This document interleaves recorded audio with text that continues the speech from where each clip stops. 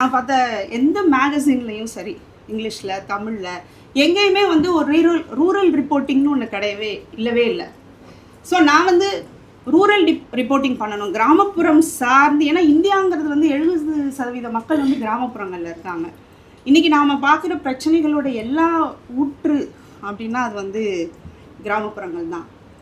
So அப்படி இருக்கும்போது ஒரு இதழியல் படித்த ஒரு இதழியலாளராக நாம் வந்து கோர் இஷ்யூஸை ரிப்போர்ட் பண்ணோம், பர்னிங் இஷ்யூஸை ரிப்போர்ட் பண்ணோம் அப்படின்னு வரும்போது நமக்கு முன்மாதிரி இல்லை.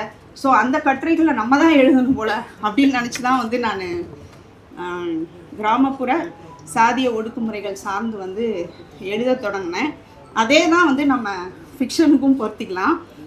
ஏன்னா என்ன சொல்கிறது, 2 காரணங்கள் இந்த ஃபிக்ஷன் பற்றி சொல்லும்போது 2 முக்கியமான காரணங்கள்.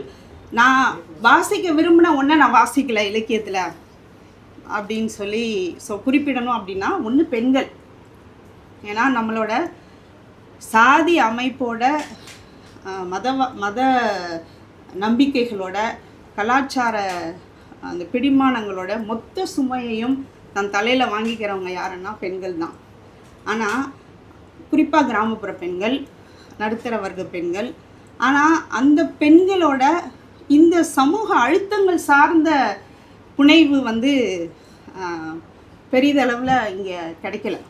அதுதான் ஆக்சுவலி நம்மளோட லிட்ரேச்சரோட மையப்புள்ளியாக இருந்திருக்கணும். அப்படி ஒன்று இல்லை, அப்படி ஒன்று வாசிக்கணுன்னா அப்படி இல்லை அப்படின்னு.